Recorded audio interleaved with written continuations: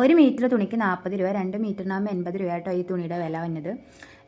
എനിക്കിത് ഈ കളർ ഭയങ്കര ഇഷ്ടമാട്ടോ. എനിക്കിങ്ങനെ ന്യൂഡ് ഷെയ്ഡിനേലും ഇഷ്ടം ഇച്ചിരി കൂടി ഡാർക്ക് ഷെയ്ഡിനോടാണ് കേട്ടോ. അതെന്തിനോടായാലും അത് അങ്ങനെയാണ് എനിക്ക് ഇഷ്ടം ഡ്രസ്സുകളെ.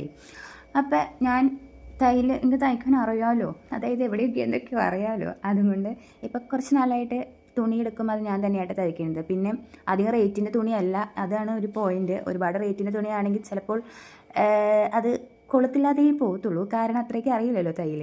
അതുകൊണ്ട് ഇപ്പം ഇങ്ങനെയുള്ള തുണികളൊക്കെ എടുക്കാൻ നേരത്ത് ഞാനായിട്ട് തയ്ക്കുന്നത്.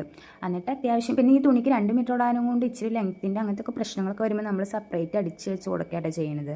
ശരിക്കും 2 മീറ്റർ എടുക്കണം. ഇത് ഞാൻ കുറച്ച് നാൾ മുമ്പ് എടുത്തതാണ് കേട്ടോ. പിന്നെ ഞാൻ ഏകദേശമൊക്കെ അടിച്ചൊക്കെ വെച്ചു. പിന്നെ ഈ തുണിക്ക് അധികം ക്വാളിറ്റി ഒന്നും ഇല്ല കേട്ടോ. നമുക്ക് വില കുറഞ്ഞതനുസരിച്ച് തുണിയുടെ ക്വാളിറ്റി കുറയും. പിന്നെ നമ്മളെങ്ങനെ ഉപയോഗിക്കുന്നു അതനുസരിച്ചാണ് തുണി എത്ര നാൾ കിട്ടും എന്നറിയുള്ളൂ.